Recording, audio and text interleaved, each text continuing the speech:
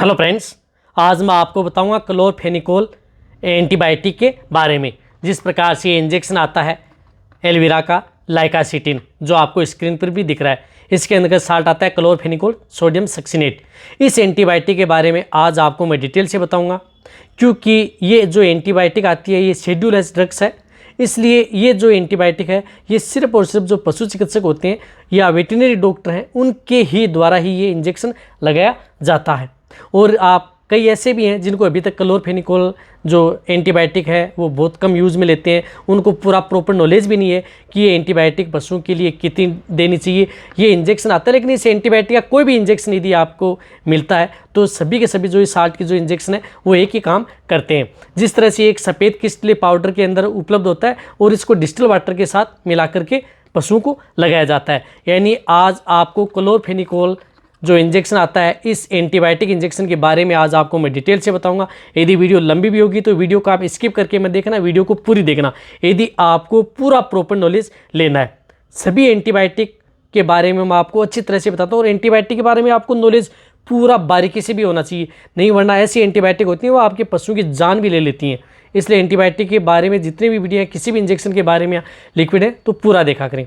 देखो, ये क्लोरफेनिकोल जो एंटीबायोटिक है ये एक ब्रॉड स्पेक्ट्रम एंटीबायोटिक है, जो कि क्या करती है, gram positive and gram negative दोनों बैक्टीरियों पर काम करती है। लेकिन ये क्या है, बैक्टीरियोस्टैटिक है, यानी ये सिर्फ और सिर्फ जीवाणु की वृद्धि को रोकती है, किल नहीं करती है, आगे बढ़ने से रोकती है। तो इस एंटीबायोटिक का प्रयोग कब किया जाता है? देखो, इस एंटीबायोटिक का प्रयोग बहुत कम फील्ड के अंतर्गत करते हैं, बहुत कम समय में ये एंटीबायोटिक इंजेक्शन प्रयोग किया जाता है। ऐसा नहीं है कि जो अदर जो एंटीबायोटिक आती हैं उस एंटीबायोटिक की तरह इस एंटीबायोटिक को लगाया जाता है, बिल्कुल भी इस एंटीबायोटिक को अदर एंटीबायोटिक की तरह नहीं लगाया जाता। यदि जो अदर एंटीबायोटिक है वो एंटीबायोटिक यदि काम करना बंद कर देती हैं किसी बीमारी में, तब इस एंटीबायोटिक का प्रयोग किया जाता है, क्योंकि उस एंटीबायोटिक के प्रति बॉडी के अंतर्गत, शरीर के अंतर्गत उनमें बैक्टीरिया हैं वो अच्छी तरह से उनको काम करने नहीं देते हैं। तो फिर कौन सी एंटीबायोटिक लगाई जाती है? ये क्लोरफेनिकोल। और कौन कौन सी डिजीज़ में? यदि आपके पशुओं को यदि फीवर हो गया है, टूट नहीं रहा है, आपका पशु का फीवर कम नहीं हो रहा है बिल्कुल भी, आपने कई ऐसे इंजेक्शन प्रयोग कर लिए हैं फिर भी नहीं, इन्फेक्शन कम हो रहा है, तो इस क्लोरफेनिकोल जो इंजेक्शन आता है इस साल्ट का, जिस प्रकार से ये लाइकासिटिन है 3 ग्राम के अंतर्गत, इस इंजेक्शन का प्रयोग किया जाता है उन पशुओं में। इसी प्रकार यदि आपके पशु में बैक्टीरियल इन्फेक्शन है, किसी भी प्रकार का बैक्टीरियल इन्फेक्शन यदि आपके पशु में हो गया है, तो उस स्थिति में भी ये इंजेक्शन है क्लोरफेनिकोल जो साल्ट की जो एंटीबायोटिक आती हैं वो लगाई जाती हैं। यदि आपके पशु में ईयर इन्फेक्शन हो गया है, कान से संबंधित कोई भी इन्फेक्शन हो गया है, कान से मुआद आ रही है, कान में सूजन आ गई है, ओटाइटिस हो गया है, या कोई और अदर प्रकार का इन्फेक्शन की वजह से पशु में दिक्कत आती है, तो भी इस एंटीबायोटिक का प्रयोग किया जाता है। और जो ये क्लोरफेनिकोल जो एंटीबायोटिक होती है, यदि आपके पशु में फंगल इन्फेक्शन हो गया है, फंगल इन्फेक्शन में यदि आपको किसी तरह का कोई रिजल्ट नहीं मिल रहा है, तो फंगल इन्फेक्शन के अंदर जो ये एंटीबायोटिक होती है, इस एंटीबायोटिक का बहुत ही अच्छा रिजल्ट है यदि आपके पशु में, क्योंकि फंगल इन्फेक्शन कई प्रकार का हो सकता है। यदि आपके पशुओं में स्किन डिजीज़ भी हो सकती है, स्किन बैक्टीरियल इन्फेक्शन भी हो सकता है, तो उनका मिलकर के आपके पशुओं में खाना पीना कम कर देता है, जुगाली कम कर देता है, बॉडी पर चकत्ते से हो जाते हैं। और फंगल इन्फेक्शन की वजह से आपके पशुओं में कई बार ऐसा होता है कि यदि फंगल इन्फेक्शन यदि बॉडी में बढ़ भी जाए तो उससे पशुओं की डेथ भी हो जाती है। तो उस स्थिति में भी ये इंजेक्शन काम करता है। और ये जो इंजेक्शन है, यदि आपके पशुओं की जो मेनिंजाइटिस है उसके बारे में, जिस प्रकार से यदि आपका पशु में शरीर में अकड़न आ गई है, गर्दन में अकड़न आ गई है, सीधी नहीं हो रही है, तो उस स्थिति में भी ये इंजेक्शन लगाया जाता है।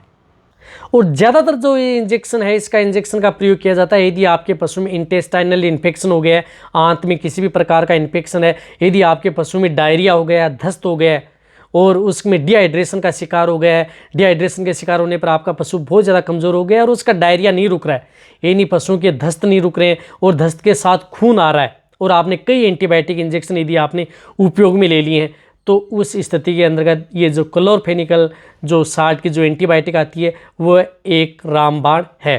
ज़्यादातर लोगों को पता भी नहीं है। पशुओं में बहुत सी इस प्रकार की सल्फाडिमिडिन, अदर जो बायोट्रीम, ट्राइमेथिप्रोन, जितनी भी साल्ट की जो एंटीबायोटिक है वो लगा के थक जाते हैं, किसमें, डायरिया में, क्रोनिक स्टेज में। तो उस स्थिति में ये एंटीबायोटिक एक रामबाण है उन पशुओं के लिए। तभी तो कहता हूँ कि आप वीडियो पूरी देखा करें यदि आपको हर चीज़ के बारे में नॉलेज लेना है तो उस स्थिति में ये इंजेक्शन लगाया जाता है पशुओं के लिए, बहुत ही अच्छा रिजल्ट मिलेगा। देखो रही बात इसकी डोज की, डोज ये है कि यदि जो बड़े पशु हैं जिनका बॉडी वेट 400 केजी से 500 केजी तक है, उनमें ये 3 ग्राम जो इंजेक्शन है, 3 ग्राम का ये इंजेक्शन उन पशुओं में लगाया जाता है। जैसे छोटे हैं, भेड़ बकरियां हैं, तो उनके अंतर्गत 100 से 150 mg के लगभग ही ये इंजेक्शन प्रयोग किया जाता है। इस इंजेक्शन की डोज भी ज़्यादा नहीं लगाई जाती। रही बात ये इंजेक्शन आप खुद प्रयोग न करें क्योंकि ये शेड्यूल एज ड्रग है। शेड्यूल एज ड्रग कभी भी कंटिन्यूटी जिस तरह से और अदर एंटीबायोटिक जो इंजेक्शन आप प्रयोग करते हैं बार बार, उस तरह से प्रयोग नहीं की जाती। वह तभी की जाती है जब उस पशु का सही डायग्नोसिस होता है। शेड्यूल एज ड्रग्स बहुत इस प्रकार की जो मेडिसिन आती हैं जिसके अंदर शेड्यूल एज ड्रग होती है, वह मेडिसिन तभी की जाती है, वापस रिपीट कर रहा हूँ, डायग्नोसिस सही होना चाहिए। डायग्नोसिस सही होगा तभी प्रयोग कर सकते हैं। ऐसा नहीं है कि यदि आपके पशु में इस प्रकार की दिक्कत है, आपने शुरू में ये इंजेक्शन लगा दिया, उससे घातक परिणाम भी हो सकते हैं। बहुत सी एंटीबायोटिक उपयोग में ले लेते हैं, रिजल्ट नहीं मिलता है, फिर इस एंटीबायोटिक का प्रयोग किया जाता है। रूट ऑफ, इंट्रामस्कुलर, इंट्रावेनस, सबकट, तीनों रूट से ये इंजेक्शन लगाया जाता है। जिस प्रकार से पशु में डिहाइड्रेशन का शिकार है तो उसके अंदर आरएल लगाई जाती है, तो आरएल के साथ ये इंजेक्शन डायरेक्ट दे दिया जाता है। अच्छा रिजल्ट उन पशुओं को मिलता है। रही बात इस इंजेक्शन को लगाने के बाद में आप जो मांसाहारी हैं, यदि मांसाहारी जिनको प्रयोग करते हैं, जिस प्रकार बकरे हैं उनका यदि मांस प्रयोग करना चाहते हैं, 14 दिन तक उन पशुओं को आप बेचें नहीं तो उनको जो अदर खरीदते हैं या जो मांस खाते हैं उनको लोगों को नुकसान होता है इस तरह की एंटीबायोटिक से, तो उनसे भी आप बचें। और रही बात इस तरह की जो एंटीबायोटिक लगाई जाती हैं उससे भी क्या है कि जो दूध है वो भी आप उबाल करके ही प्रयोग करें, कच्चे दूध का प्रयोग न करें लगभग 14 दिन तक।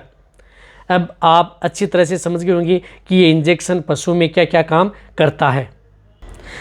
अब देखो इस एंटीबायोटिक के साइड इफेक्ट ये यदि आपके पशु में यदि एंटीबायोटिक यदि आप कारणवश से भूल में यदि क्लोरोफेनिक लगा भी देते हैं तो उससे आपके पशुओं के दानेदार रिएक्शन हो जाते हैं, त्वचा पर छोटे छोटे लाल लाल से वो हो जाते हैं, या आपके पशु में कई बार तो इस प्रकार की भी दिक्कत होती है कि आप अपने पशुओं में इस प्रकार के साइड इफ़ेक्ट होते हैं कि उनमें थोड़ी थोड़ी स्वेलिंग भी आ जाती है कान के पास या इधर जो एनस है उसके पास। तो इसलिए इंजेक्शन है सही डायग्नोसिस करके ही आप अपने पशुओं को लगवाना है किसी पशु चिकित्सक के द्वारा। इस बात को भी आप ज़रूर ध्यान रख लें।